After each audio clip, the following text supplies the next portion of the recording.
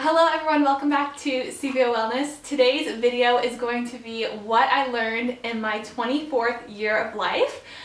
So I recently just celebrated my 24th birthday and I had some time to reflect on the lessons I had learned that year, some changes that I made in my life, and then also some weaknesses that I want to work on in my 25th year of life. So I thought I would just film a quick video here and tell you guys the 3 big things that I learned in my 24th year of life, and then the one thing I'm going to be working on in my 25th. I really enjoy watching these videos. I also love asking my friends and family what they learned through their year of life, because I really truly believe that we can learn from each other, and if there's some lesson that I've learned that you guys want to incorporate in your life or that you guys want to build off of, I hope you do that, so that's why I'm sharing. So the first lesson that I learned in my 24th year of life, and it actually happened, I would say, fairly early on, and it's something that I carried with me throughout my relationships that year, and it was the concept of I don't want what doesn't want me. And that also doesn't just affect my relationships, it affects jobs, it affects opportunities. I don't want what doesn't want me, and I truly really feel like I learned this and I practiced this in my 24th year of life. So previously I feel like I had some insecurities, or if I had to end a relationship or a friendship, or if I got rejected from a job, I would really kind of like hold on to that and almost try to like force it or keep pushing myself towards that when it clearly wasn't meant for me and it didn't want me. And I think in my 24th year of life, I actually really grounded down and started practicing the concept of I don't want what doesn't want me. So if I got rejected from something, and if something just kind of became a wall in my life, I actually let it go and I moved on from it, and I didn't chase it or force it or try to make that person, job, or thing want me. I just acknowledged it, accepted it, and then let it go. And that was a huge learning curve for me, and something I'm actually really proud of. I find when you become super confident and sure of yourself, you know your worth, you know what you expect, and you have your boundaries. And if someone doesn't want that, then that's just not meant for you. And so I definitely let go of a lot of relationships this year that weren't meant for me, with a lot of ease and peace, because I knew my worth, I knew what I wanted, and if that person couldn't offer me it, that's okay. There's no ill will or ill wishes. It's just, that's not really meant for me, and I don't want what's not meant for me, so I'm gonna let that go. I'm gonna wish that thing, person, opportunity the best, and move on in a path that better aligns with me and what I actually want in my life and what I'm trying to manifest and work towards. So yeah, I definitely had a lot of really great experiences where if I got rejected or if something with a person didn't work out, I just kind of let it go. And one of the big things that helped me with letting it go is just focusing on what I had to offer and what I was doing in my life. So I would invest my energy into that instead of thinking about why doesn't this person or why doesn't this opportunity want me. I just focus on what I did have to offer and focus on attracting other things in my life that I could offer that to, that they're going to appreciate it and want it. So first thing I learned was I don't want what doesn't want me, and so I'm focusing all of my energy on the things that actually do want me and that are meant for me. Really big one. Wish I could have learned that in my 21st or 22nd year of life, but at 24 I'm pretty stoked that I have that one down for the most part.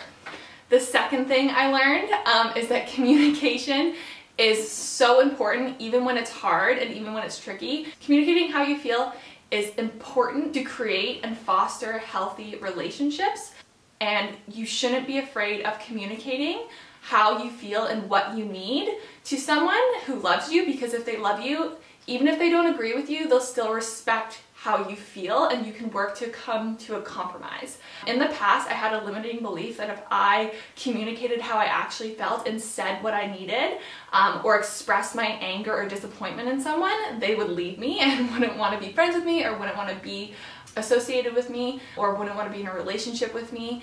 And that is something I worked heavily on this year. So communicating my opinion, my beliefs, even if it's not the most accepted opinion, or even if I think it might frustrate someone, if they love me, and I communicate it in a thoughtful, respectful manner, they're going to acknowledge it, respect it, and work with me on it, or apologize or have at least an open conversation with me about it. And they're not just gonna randomly leave or dip out because I didn't agree with them.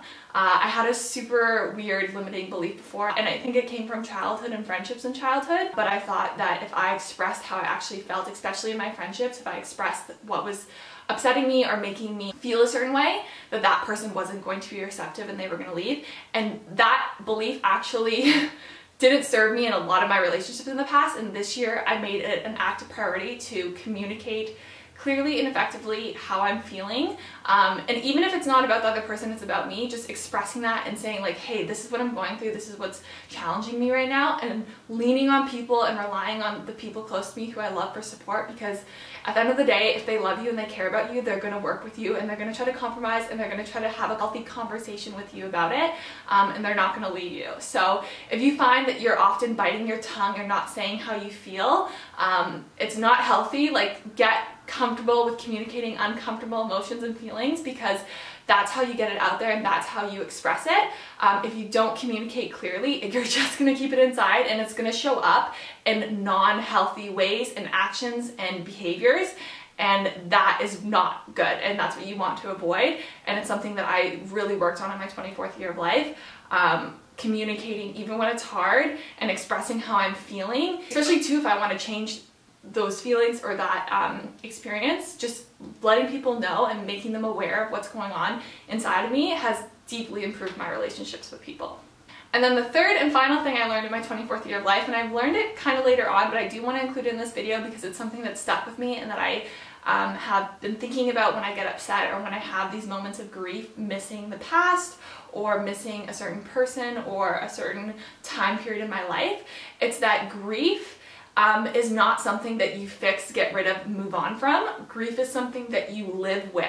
So I used to think that in order to get over something or to be okay, I had to be happy and at peace with it at all times, and that is not true.